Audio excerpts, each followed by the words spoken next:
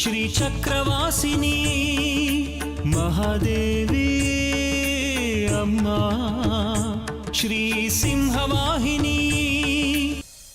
ಚಕ್ರ ಎಲ್ಲಿ?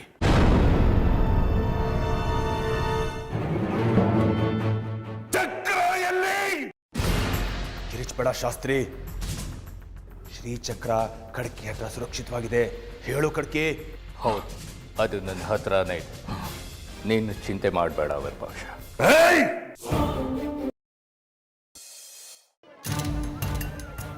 ಶ್ರೀಚಕ್ರ ನನ್ನ ಹತ್ರ ಇದೆ ಅಂತ ವಿರೂಪಾಕ್ಷನ್ ಮುಂದೆ ಹೇಳ್ಬಿಟ್ಟಿದ್ದೀನಿ. ಆದ್ರೆ ಅದು ನನ್ನ ಹತ್ರ ಇಲ್ಲ. ಈ ಮಾರಿಗುಡಿ ತನ್ನ ಹತ್ರನೇ ಶ್ರೀಚಕ್ರನ ಇಟ್ಕೊಂಡು ನನ್ನ ಹತ್ರ ಇದೆ ಅಂತ ಯಾಕೆ ಹೇಳ್ಸ್ದ? ಏನೋ ಸಂಚು ನಡೆಸ್ತಾ ಇದ್ದಾನೆ ಈ ಮಾರಿಗುಡಿ. ಯಾಕೆ ಯೋಚನೆ ಮಾಡ್ತೀರಾ? ನಾನು ಹುಷಾರಾಗ್ತೀನಿ, ನಂಗೇನು ಆಗಲ್ಲ. ಮಣಿಕಂಠ, ನಿನಗೆ ಏನೂ ಆಗೋದಿಲ್ಲ. ಆಗೋದಕ್ಕೆ ನಾನು ಬಿಡೋದು ಇಲ್ಲ. ಈ ಆಸ್ಪತ್ರೆ ವೈದ್ಯ ಮುಗಿದೆ.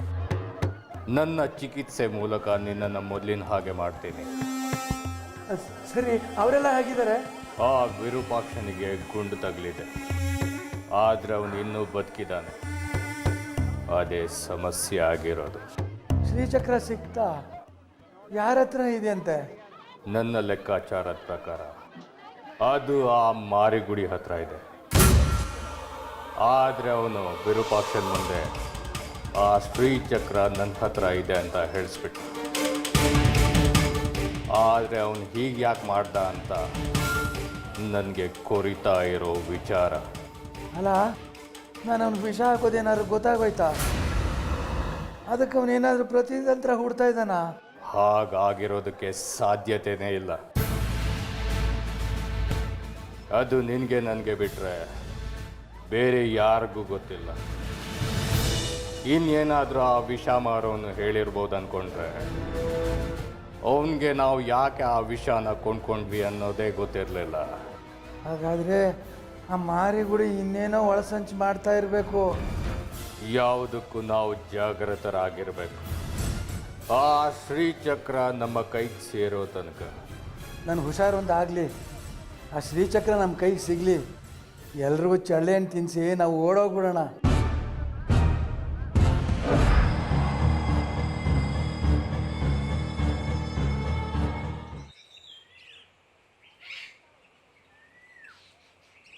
ಶಾಸ್ತ್ರಿಗಳೇ, ಸ್ವಾಮಿ ಶಂಕರ ಶಾಸ್ತ್ರಿಗಳೇ, ಒಂದು ನಿಮಿಷ. ಇಷ್ಟೆಲ್ಲ ಗುದ್ದಾಟ ರಂಪಾಟಗಳ ನಡುವೆ ಆ ಶ್ರೀಚಕ್ರ ಎಲ್ಲ ಮರೆಯಾಯಿತು? ಅಂದರೆ ಶ್ರೀಚಕ್ರನ ಪೊಲೀಸ್ನವ್ರು ವಶ ಮಾಡ್ಕೊಂಡಿಲ್ವಾ? ಇಲ್ಲ, ಅವ್ರ ಹತ್ರನೂ ಇಲ್ಲ. ಪೊಲೀಸ್ನವ್ರನ್ನ ಕೇಳಿದರೆ ದೇವಸ್ಥಾನದ ಸಿಬ್ಬಂದಿ ಹತ್ರ ಇದೆ ಅಂತ ಹೇಳ್ತಾರೆ. ದೇವಸ್ಥಾನದ ಸಿಬ್ಬಂದಿನ ಕೇಳಿದರೆ ನಮ್ಗೆ ಯಾರೂ ಕೊಟ್ಟೇ ಇಲ್ಲ ಅಂತಾರೆ. ಅಸಲಿಗೆ ಶ್ರೀಚಕ್ರ ಎಲ್ಲಿದೆ ಅಂತ ಯಾರಿಗೂ ಗೊತ್ತೇ ಇಲ್ಲ. ಪೂಜೆ ನಡೆಯೋ ಸಮಯದಲ್ಲಿ ಗಲಾಟೆ ಶುರುವಾಯಿತು. ಆಗ ಶ್ರೀಚಕ್ರ ಪಲ್ಲಕ್ಕಿಲಿತ್ತು. ಶ್ರೀಚಕ್ರ ಪಲ್ಲಕ್ಕಿಲೇ ಇರಬಹುದಾ? ಇಲ್ಲ ಕಲ್ಯಾಣಿಗೇನಾದರೂ ಬಿದ್ದಿರಬಹುದಾ? ಹುಡ್ಕೊಂಡ ನಡೀರಿ, ಸಿಕ್ಕರು. ಜಾಜಿ ಅಕ್ಕೆಲ್ಲೂ ಕಾಣಿಸ್ತಿಲ್ಲ ತಾತ. ನೀವೇನಾದ್ರೂ ನೋಡಿದ್ರಾ? ನನ್ನ ಕಣ್ಣಿಗೆ ಬಿದ್ದಿಲ್ಲಪ್ಪ. ದೇಶಕ್ರ ನೀವೇನಾದ್ರೂ ನಮ್ಮ ಅಕ್ಕನ ನೋಡಿದ್ರಾ? ಇಲ್ಲಪ್ಪ, ಇಲ್ಲಿ ಶ್ರೀಚಕ್ರ ಕಾಣೆಯಾಗಿದೆ. ನಾವು ಶಾಸ್ತ್ರಿಗಳು ಅದನ್ನು ಹುಡ್ಕೊಂಡು ಹೊಟ್ಟಿದ್ದೀವಿ. ನೋಡು, ನೀನು ಜಾಜಿನ ಹುಡುಕು. ಅಕಸ್ಮಾತ್ ದಾರಿ ಮಧ್ಯೆ ನಮಗೆ ಜಾಜಿ ಏನಾದರೂ ಸಿಕ್ಕಿದ್ರೆ ನಾವು ಮನೆ ಕಳಿಸ್ತೀವಿ. ಶಾಸ್ತ್ರಿಗಳೇ ಬನ್ನಿ. ನಡಿ ನಡಿ. ನೋಡಪ್ಪ ವಿದ್ಯಾಶಂಕರ, ಶ್ರೀಚಕ್ರ ಕಾಣೆಯಾಗಿದೆ. ನಾವು ಅದನ್ನು ಹುಡುಕ್ತಾ ಇದ್ದೀವಿ. ನೀನು ಗಾಬರಿ ಆಗದೆ ನಿಧಾನವಾಗಿ ಜಾಜಿನ ಹುಡುಕು, ಸಿಗ್ತಾಳೆ. ಹಾಗಲ್ಲ ತಾತ, ಆಸ್ಪತ್ರೆ ಎಲ್ಲ ಹುಡುಕಾಡ್ದೆ, ಎಲ್ಲೂ ಕಾಣಿಸ್ತಾ ಇಲ್ಲ. ನನಗೆ ತುಂಬ ಗಾಬರಿ ಆಗ್ತಿದೆ ತಾತ. ಜಾಜಿ ಅಕ್ಕಂಗೆ ಏನಾದರೂ ಆಗಿರ್ಬೋದು ಅಂತ. ಹೌದಾ? ಹಾಗಾದ್ರೆ ಎಲ್ಲಿ ಹೋಗಿರಬಹುದು ಈ ಹುಡುಗಿ? ಸರಿ ತಾತ, ನೀವು ಹೊರಡಿ, ನಾನು ಜಾಜಿ ಕಡೆ ಹುಡುಕ್ತೀನಿ. ಅಮ್ಮ ತಾಯಿ, ಜಾಜಿ ನಿನ್ನ ಮಗಳು, ಅವಳನ್ನ ಕಾಪಾಡಬೇಕಾದ್ದು ನಿನ್ನ ಜವಾಬ್ದಾರಿ. ನಾನು ಶ್ರೀಚಕ್ರದ ಕಡೆ ಗಮನ ಹರಿಸ್ತೀನಿ. ಅಭಯವ ಕರುಣಿಸುವ ಅಭಯದಾತಿನಿ, ವಿಶ್ವವ ಕಾಯುವ ವಿಶ್ವ ವಿನೋದಿನಿ.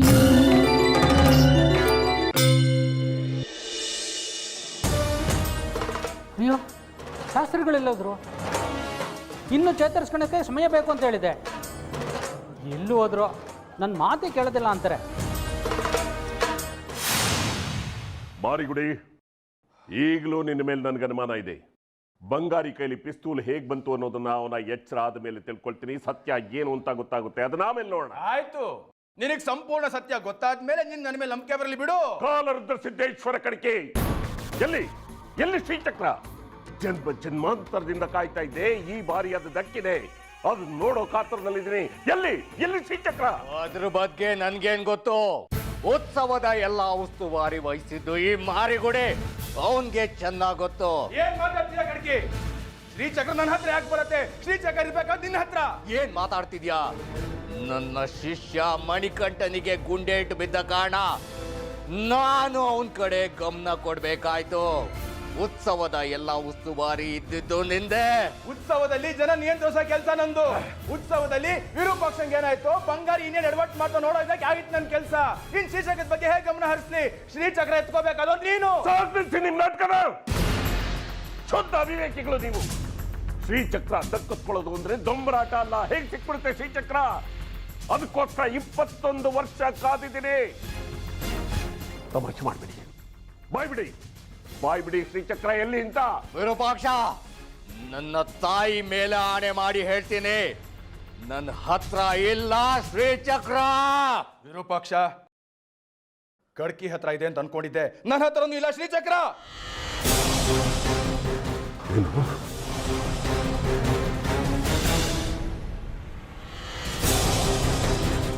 ಶ್ರೀಚಕ್ರ ನಿಮ್ಮಿಬ್ಬರ ಹತ್ರನೂ ಇಲ್ಲ. ಇಲ್ಲ.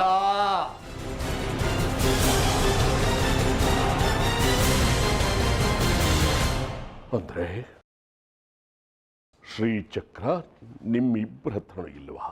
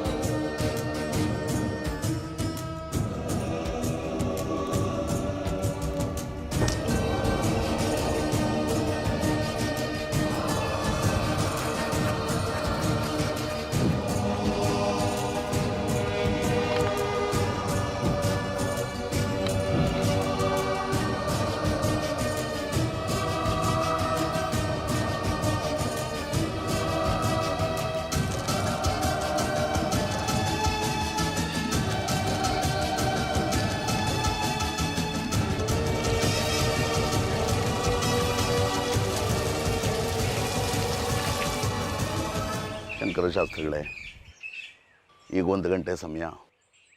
4 ಗಂಟೆ ಒಳಗಡೆ ಶ್ರೀಚಕ್ರ ತನ್ನ ಸ್ವಸ್ಥಾನ ಸೇರಬೇಕು. ಅದು ತಳ ಸೇರದೆ ಮೇಲ್ಗಡೆ ಉಳಿದು ಬಿಟ್ರೆ ದೊಡ್ಡ ಪ್ರಮಾದ ಆಗುತ್ತೆ. ಈಗ ಶ್ರೀಚಕ್ರ ನಾವು ಹುಡುಕ್ಲೇಬೇಕು. ಎಂಥ ಪರಿಸ್ಥಿತಿ ಬಂದಿದೆ ನೋಡಿ. ಶ್ರೀಚಕ್ರ ಕಲ್ಯಾಣಿ ಒಳಗೆ ಏನಾದರೂ ಬಿದ್ದಿರಬಹುದಾ, ಅಥವಾ ಯಾರಾದರೂ ತಗೊಂಡು ಹೋಗಿರ್ಬೋದಾ? ಎಲ್ಲರೂ ವಿಚಾರಿಸ್ದೆ ಶಾಸ್ತ್ರಿಗಳೇ. ಎಲ್ಲರೂ ನಮಗೆ ಗೊತ್ತಿಲ್ಲ, ತಮಗೆ ಗೊತ್ತಿಲ್ಲ ಅನ್ನೋರೇ ಆಗಿದ್ದಾರೆ. ಯಾರಿಗೂ ಜವಾಬ್ದಾರಿ ಅನ್ನೋದೇ ಇಲ್ಲ ನೋಡಿ. ಅಮ್ಮ ಜಗದೀಶ್ವರಿ, ಎಂಥ ಆಪತ್ತು ಬಂತು ತಾಯಿ ಶ್ರೀಚಕ್ರಕ್ಕೆ. ನೀನೇ ಒಂದು ಪರಿಹಾರದ ದಾರಿ ಸೂಚಿಸ್ಬೇಕಮ್ಮ. ಎಲ್ಲಿದೆ ತಾಯಿ ಶ್ರೀಚಕ್ರ? ಕೊನೆಗೂ ಗುರುಗಳು ಹೇಳಿದ ಮಾತು ಸತ್ಯ ಆಗೋಯ್ತು. ಈಗ ಸುಮ್ಮನೆ ಕೂರೋ ಸಮಯ ಅಲ್ಲ ಶಾಸ್ತ್ರಿಗಳೇ. ನಾವು ದೇವಸ್ಥಾನದ ಸಿಬ್ಬಂದಿನ ಕರೆಸಿ ಶ್ರೀಚಕ್ರನ ಹುಡುಕ್ಸೋಣ. ಹಾಗೆ ಪೊಲೀಸ್ನವ್ರನ್ನು ಕರೆಸೋಣ. ಹಾಗೆ ಮಾಡಿ, ಅದೊಂದೇ ದಾರಿ ಇರೋದಿಲ್ಲ.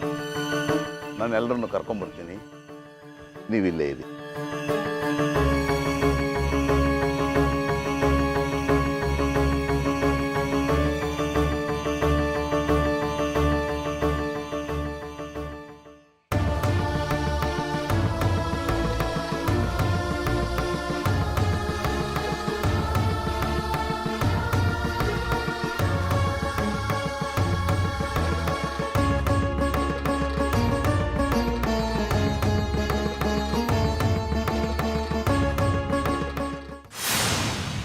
ಎಂಥ ಅವಿವೇಕದ ಕೆಲಸ ಮಾಡಿದರೆ ಗೊತ್ತಿದೆಯಾ ನಿಮಗೆ? ಈ ಗಳಿಗೆಗೋಸ್ಕರ ಶ್ರೀಚಕ್ರದ ಸಲುವಾಗಿ 21 ವರ್ಷಗಳ ಕಾಲ ಕಾದಿದ್ದೀನಿ.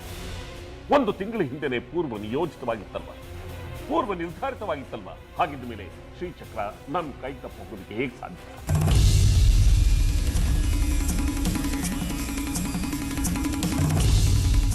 ಮಾತಾಡಿ. ಪೂರ್ವ ತೀರ್ಮಾನ ಆಗಿರೋ ಪ್ರಕಾರ ಸ್ಫೋಟಕವನ್ನ ಸಿಡಿಸ್ಬೇಕಾದವನು ನಾನು, ಗಲಾಟೆಯಲ್ಲಿ ಶ್ರೀಚಕ್ರನ ಎತ್ಕೋಬೇಕಾದವನು ನೀನೇ ಅಲ್ವಾ ಶ್ರೀಚಕ್ರನ ಎತ್ಕೋಬೇಕಾದವನು.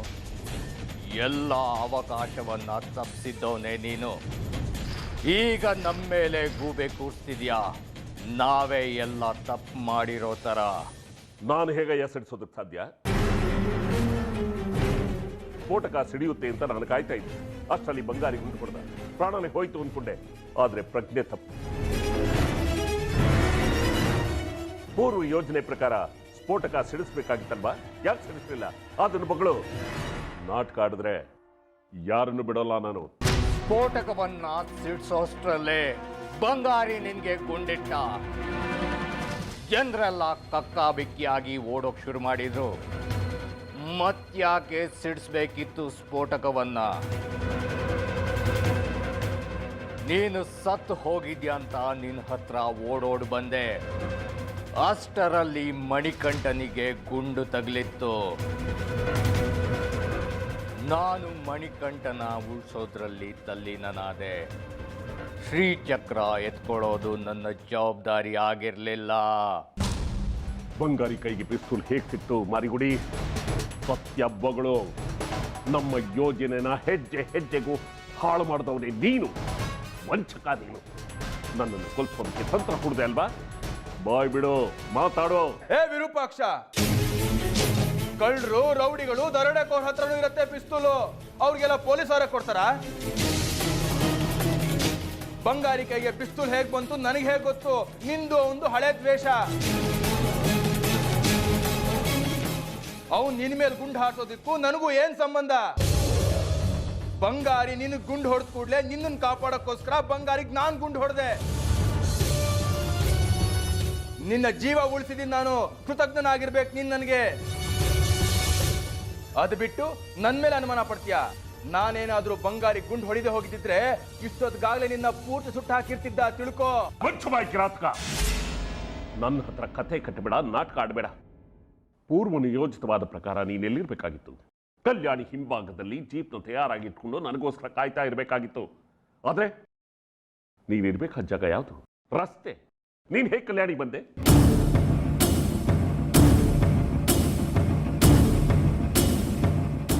ಬಾಯ್ ಬಿಡು. ನೀನ್ ಯಾಕೆ ಆ ಹೊತ್ತಲ್ಲಿ ಅಲ್ಲಿಗೆ ಬಂದಿದ್ದೆ?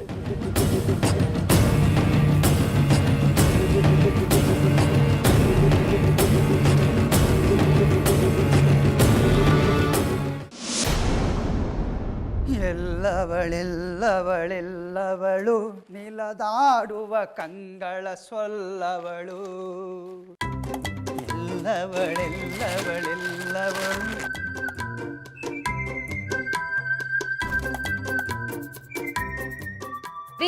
ನಿಮ್ಗೊಂದ್ ಸ್ವಲ್ಪನೂ ಮನುಷ್ಯತ್ವ ಇಲ್ವಾ? ಯಾಕೆ ಮನುಷ್ಯತ್ವ ಇಲ್ದಿರೋ ಕೆಲಸ ನಾನೇನ್ ಮಾಡಿದ್ದೀನಿ? ನಿನಗೆ ಮಗು ಇರೋದಕ್ಕೆ ಅನುಮತಿ ಕೊಟ್ಟಿದ್ದೀನಿ. ಅಲ್ಲ, ಈ ಮನೆಯಲ್ಲಿ ಝಾಂಡ ಹೂಡಿದಿರಿ, 3 ಹೊತ್ತು ಇದೇ ಮನೆ ಅನ್ನ ತಿಂತೀರಿ. ಈ ಮನೆ ಹೆಣ್ಣು ಮಗಳು ಜಾಜಿ ತಪ್ಪಿಸ್ಕೊಂಡಿದ್ದಾಳೆ. ಇಡೀ ಊರು ದಿಕ್ಕು ತಪ್ಪಿದೆ. ರಸ್ತೆಗಳಲ್ಲಿ ಜನ ಸತ್ನೋ ಕೆಟ್ನೋ ಅಂತ ಓಡ್ತಿದ್ದಾರೆ. ಈ ನುಗ್ಗಾಟದಲ್ಲಿ ಕಾಲ್ ತುಳ್ತಕ್ ಸಿಕ್ಕಿ ಎಷ್ಟೋ ಸಾವು ನೋವು ಆಗಿದೆ. ಜಾಜಿನ ಹುಡ್ಕೋದಕ್ಕೆ ಅಂತ ಶೇಖರಿ ಭಾವ, ವಿದ್ಯಾ, ಶಂಕರ್ ಮಾವ ಎಲ್ಲರೂ ಹೋಗಿದ್ದಾರೆ. ಅಂಥದ್ರಲ್ಲಿ ನೀವು ದಿಮ್ರಂಗ ಅಂತ ಇಲ್ಲಿ ಬಂದು ಕಡ್ಲೆಪುರಿ ತಿಂತಾ ಇದ್ದೀರಲ್ಲ, ನಾಚಿಕೆ ಆಗಲ್ಲ ನಿಮ್ಗೆ? ಇದನ್ನ ಮನುಷ್ಯತ್ವ ಅಂತಾರ? ಪಾಪ ಜೋರ್ ಮಳೆ ಬಂದು ನಿಂತಂಗಾಯ್ತು ನೋಡಪ್ಪ. ಮನುಷ್ಯತ್ವ ಅಂತ ಹುಡ್ಕೊಂಡೋದ್ರೆ ನಿನ್ನ ಹೊಟ್ಟೆಲಿರೋ ಮಗು ನನ್ನನ್ನು ಈ ಪ್ರಶ್ನೆ ಕೇಳುತ್ತೆ, ಅಪ್ಪ ಅಪ್ಪ ಇಲ್ಲಿ ನಿನ್ನ ಹೆಂಡತಿ ಚಿಂತೆ ಬಿಟ್ಟು ಇನ್ಯಾರನ್ನ ಹುಡುಕ್ತಾ ಇದೆಯಲ್ಲ, ನೀನು ಮನುಷ್ಯನ ಅಂತ. ಹಾಗೇನು ಉತ್ತರ ಕೊಡಲಿ ನಾನು? ದೊಡ್ಡವ್ರು ಕೇಳೋ ಪ್ರಶ್ನೆಗಿಂತ ಹೊಟ್ಟೆಲಿರೋ ಮಗು ಕೇಳೋ ಪ್ರಶ್ನೆ ಮುಖ್ಯ, ತಿಳ್ಕೊ. ಒಟ್ನಲ್ಲಿ ಜಾಜಿನ ಹುಡ್ಕೋದಕ್ಕೆ ನೀವು ಹೋಗಲ್ಲ ಅಲ್ವಾ? ಜಾಜಿ ಎಲ್ಲೂ ಹೋಗಲ್ಲ ಕಣೆ, ಅವಳಿಲ್ಲಿಗೆ ಬಂದೇ ಬರ್ತಾಳೆ. ಅವಳಿಲ್ಲಿಗೆ ಬಂದಾಗ ನಾನು ಇಲ್ಲಿರೋದು ಮುಖ್ಯ. ಎಲ್ಲೋ ಹುಡ್ಕೊಂಡು ಹೋದ್ರೆ ಕೈಗೆ ಸಿಗಬೇಕಾದ್ದು ತಪ್ಪೋಗುತ್ತೆ. ಏನ್ರಿ ಹೇಳ್ತಾ ಇದ್ದೀರಾ ನೀವು? ನಾನು ಕೇಳ್ತಾ ಇರೋದೇನು, ನೀವು ಹೇಳ್ತಾ ಇರೋದೇನು? ಒಂದಕ್ಕೊಂದು ಸಂಬಂಧನೇ ಇಲ್ವಲ್ಲ? ಈಗ ಅದೆಲ್ಲ ಬಿಟ್ಟಾಕೋ, ನಿನಗದೆಲ್ಲ ಅರ್ಥ ಆಗಲ್ಲ. ನಾನೀಗ ಕಾಳಜಿ ತಗೋಬೇಕಾಗಿರೋದು ಜಾಜಿ ಬಗ್ಗೆ ಅಲ್ಲ, ಬಸ್ರಿ ಹೆಂಗಸು ನನ್ನ ಹೆಂಡತಿ ಬಗ್ಗೆ, ಅವಳು ಮಗು ಬಗ್ಗೆ. ನಾಟಕ ಮಾಡಿದ್ ಸಾಕು, ಮೊದಲು ಹೋಗಿ ಜಾಜಿನ ಹುಡುಕಿ. ಚೆನ್ನಾಗಿದೆ ಕಣೆ ನೀನು ಹೇಳ್ತಾ ಇರೋದು. ನಾನು ಅವಳಿಂದ ಬಿದ್ದಿದ್ದಾಗ ಅವಳ ಸವಾಸಕ್ಕೆ ಹೋಗಬೇಡಿ, ಬಿಟ್ಬಿಡಿ ಅಂತ ಹೇಳ್ತಾ ಇದ್ದೆ. ಈಗ ನನ್ನ ಪಾಡಿಗೆ ನಾನಿದ್ರೆ ಅವಳಿಂದೇನೆ ಹೋಗಿ ಅಂತ ಇದೆಯಲ್ಲ, ಇದು ನ್ಯಾಯ ಏನೇ? ಸುನೀತಾ, ನೀನು ಸರಿಯಾಗಿದೆ ಕಣೆ. ಕೋಣನ್ ಮುಂದೆ ಕಿಂದ್ರಿ ಬಾರಿಸ್ದಾಗೆ ಕಣ್ಣಂಗೊಂದು ಪಿಳ್ಳೆನವ ಅಂತ ನೀನೇನೇ ಒಂದು ಹೇಳಿದ್ರು ಅದಕ್ಕೊಂದು ಉತ್ತರ ಸಿದ್ಧವಾಗಿರುತ್ತೆ. ಉತ್ತರ ಭೂಪ ಅವನು. ಅವನಿಗೇನು ಹೇಳ್ತೀಯಾ? ನಡಿ ನನ್ನ ಜೊತೆ, ನಾವೇ ಒಂದು ಹೆಜ್ಜೆ ಹೋಗಿ ನೋಡ್ಕೊಂಬರೋಣ. ನಡಿ, ಕುರಿತೀನಿ ತಿನ್ ಸಾಯಿ. ಊರೆಲ್ಲ ಹುಡ್ಕಾಡ್ಬಿಟ್ಟೆ, ಜಾಜಿ ಅಕ್ಕ ಆಸ್ಪತ್ರೆಯಲ್ಲಂತೂ ಇಲ್ಲ. ಇದರಿಂದ ಜಾಜಿ ಅಕ್ಕಂಗೆ ಏನೂ ಆಗಿಲ್ಲ ಅನ್ನೋದು ಗೊತ್ತಾಗುತ್ತೆ. ಬಂಗಾರಿ ಇನ್ನೂ ಸತ್ತಿಲ್ಲ, ಉಳ್ಕೊಂಡಿದ್ದಾನೆ, ಪ್ರಜ್ಞೆ ಇಲ್ಲ ಅಷ್ಟೇ.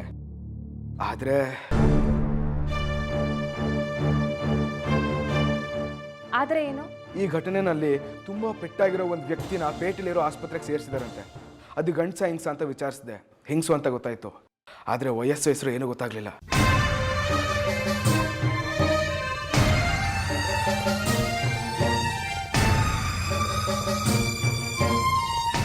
ಒಂದು ವೇಳೆ ನಮ್ ಜಾಜಿನೇ ಆಗ್ಬಿಟ್ಟಿದ್ರೆ?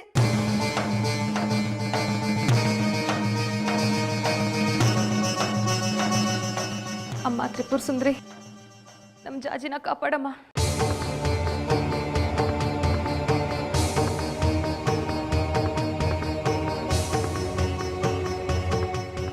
ವಿದ್ಯಾ, ನಿಮ್ ತಾತನ ಕಿವಿಗೂ ಈ ವಿಷಯ ಹಾಕ್ಬೇಕಿತ್ತು ಕಣೋ. ಅವರಿನ್ನು ಎಲ್ಲಾ ಕಡೆ ವಿಚಾರಿಸಿರೋರು.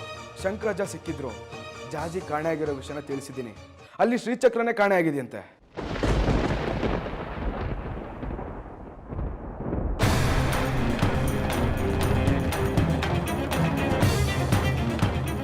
ಏನು ಶ್ರೀಚಕ್ರ ಕಾಣಿಸ್ತಿಲ್ವಾ? ಹೌದೇನೋ ವಿದ್ಯಾ? ಕಡೆಗೂ ಕಳ್ತನ ಆಗೇ ಹೋಯ್ತಾ ಶ್ರೀಚಕ್ರ?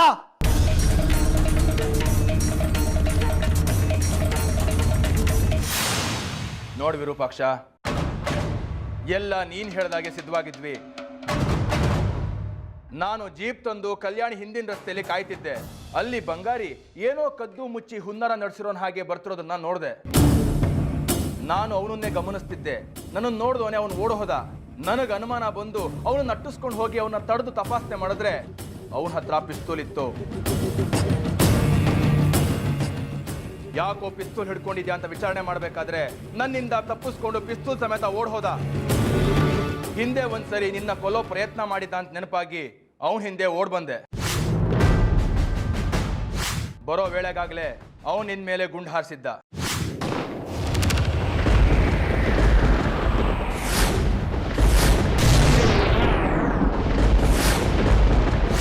ನೀನು ಕೆಳಗ್ ಬಿದ್ದೆ.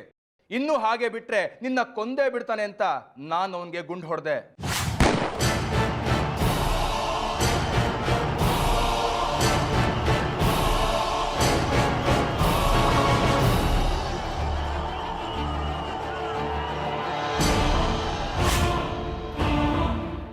ಅದಕ್ಕೆ ಅವನು ವಾಪಸ್ ನನಗೆ ಗುಂಡು ಹಾರಿಸ್ದ. ನಾನು ತಪ್ಪಿಸ್ಕೊಂಡೆ.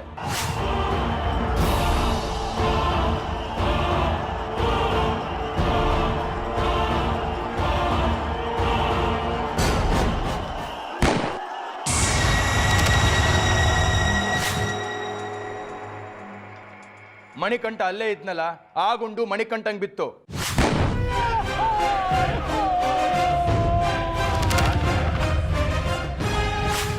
ನಾನು ಅಲ್ಲಿಗೆ ಬರೋದಕ್ಕೆ ಇದು ಕಾರಣ. ಅದ್ಭುತ ಕಣೆ, ಅದ್ಭುತ. ಬಹಳ ಚೆನ್ನಾಗಿ ಕತೆ ಕಟ್ತೀಯ ನೀನು ಹೇಳಿದ ಕಟ್ಟುಕಥೆನ ನಾನು ನಂಬಬೇಕು ಅಲ್ವಾ?